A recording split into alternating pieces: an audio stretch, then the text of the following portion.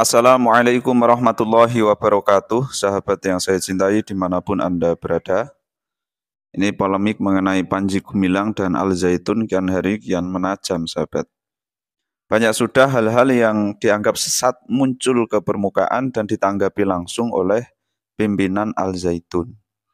Tak dapat saya sebutkan satu persatu, sahabat ya. Apa saja yang bisa dianggap sesat muncul dari Al Zaitun, karena jumlahnya yang terlalu banyak. Kemarin saya nyimak wawancara Kick Andy dengan Panji Gumilang. Di sana ada banyak sekali hal-hal yang dijawab oleh Panji Gumilang terkait tentang kesesatan. Sahabat bisa simak sendiri di sana lah ya. Tak perlu saya simpulkan materinya satu persatu, karena sahabat bisa mengakses sendiri dan terlalu banyak materi yang dibahas di sana. Ada dan tidaknya kesesatan di Al Zaitun, saya kira sahabat sudah memiliki standar masing-masing lah. Tapi secara umum, kita bisa melihat kenapa sampai sekarang Al Zaitun masih kokoh berdiri. Kenapa rasanya sulit sekali membubarkan Al Zaitun. Bahkan dari pemerintahan pun serasa tak berkutik dengan keanehan-keanehan yang ada di Al Zaitun. Sekilas mungkin dapat dijelaskan bahwa hal itu karena Al Zaitun sudah menata rapi kurikulum yang diajarkan di sana. Jadi setiap ada pihak pemerintahan atau siapapun yang meneliti tentang Al Zaitun, maka akan menemukan bahwa Al Zaitun sudah menerapkan ajaran Islam sebagaimana lembaga pendidikan yang lain.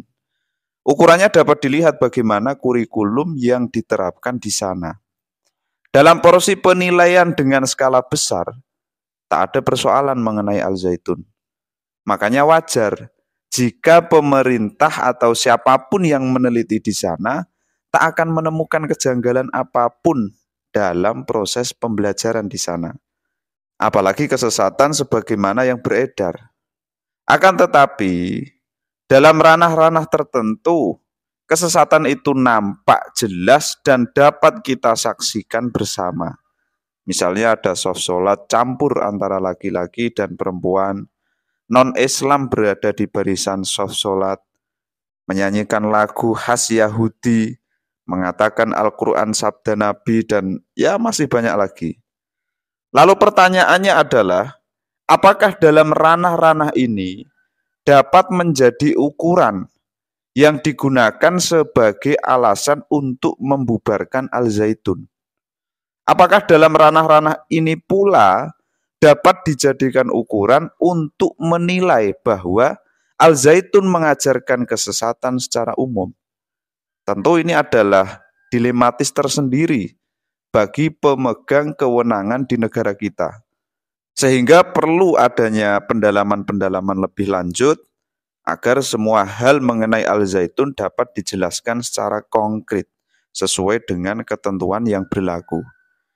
Saya pribadi sangat mendukung kepada pihak-pihak yang berwenang untuk menyelidiki lebih lanjut mengenai Al Zaitun, agar kejelasan ajaran di sana itu terbongkar. Semua menjadi gamblang, bukan hanya sekedar abu-abu yang masih menjadi simpang siur antara sesat dan tidak sesat. Ini bukan masalah benci atau tidak membenci kepada sebuah objek ya. Akan tetapi ini lebih kepada kepentingan umat yang memiliki hak atas suguhan ajaran yang benar kepada mereka semua. Saya pikir ya kasihan juga umat ini, terutama yang awam-awam ya.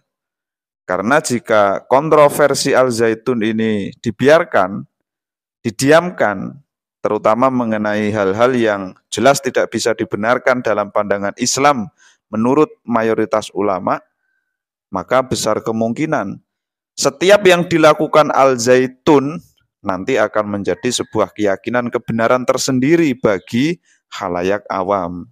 Karena dalam ukuran sederhana sebagian orang awam itu, biasanya kebenaran hanya diukur dari banyaknya muncul di permukaan. Jadi kalau di publik kok rame, dibicarakan sana sini, tapi tidak terjerat hukum, ya berarti itu sudah benar. layak untuk diikuti.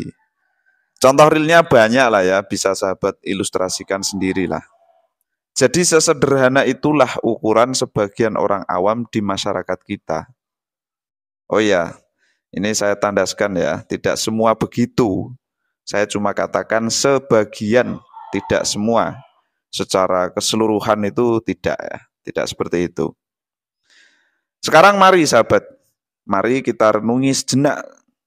Kira-kira ketika ada orang di sebelah Anda yang membawa ajaran seperti yang ditunjukkan oleh Al-Zaitun, kira-kira apa yang bisa Anda lakukan? Apakah Anda akan membiarkan atau mengingatkan, atau Anda malah ikut-ikutan nanti? Atau bagaimana? Ya tentu sahabat memiliki sikap tersendiri dalam hal ini.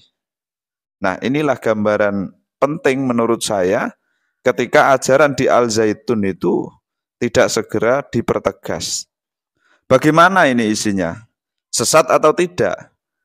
Karena berlarutnya mengenai Al-Zaitun ini akan menambah luasnya penyebaran ajarannya yang sudah kita saksikan sendiri di media. Mulai dari sholat dengan soft-soft yang renggang, hingga pernyataan-pernyataan pimpinan Al-Zaitun yang sangat kontroversi dan terkesan membawa ajaran baru. Makanya saya sangat respect sekali dengan langkah PWNU Jawa Barat dalam menyikapi tentang Al-Zaitun ya. Melalui media Bahsul Masail, para ulama di PWNU Jawa Barat merumuskan kemufakatan jawaban bahwa memondokkan anak di Al-Zaitun hukumnya haram. Ya tentu rumusan ini membutuhkan sambutan yang baik dari pihak-pihak yang memiliki wewenang. Karena ini bukan hanya menyangkut persoalan di Al-Zaitun saja, melainkan menyangkut pula masa depan bangsa ini dalam memegangi ajaran agamanya masing-masing, khususnya agama Islam. Makanya penting menurut saya untuk selalu memberikan dukungan kepada pihak yang berwenang untuk segera menuntaskan persoalan Al-Zaitun. Jikalau ada kedok-kedok yang belum terbuka, semoga dengan adanya campur tangan dari pihak-pihak yang berwenang akan segera terbuka. Tentu harapan kita sama ya, yaitu meniadakan dakwah semacam Al-Zaitun yang kian hari menunjukkan ketidaklazimannya, namun selalu saja pimpinannya memiliki alasan untuk mengelak bahwa ajarannya sesat. Meskipun yang saya tangkap jawabannya itu selalu bermain kata-kata. Sekian sahabat, wallahu a'lam bishawab. Ihdinas siratal mustaqim. Assalamualaikum warahmatullahi wabarakatuh.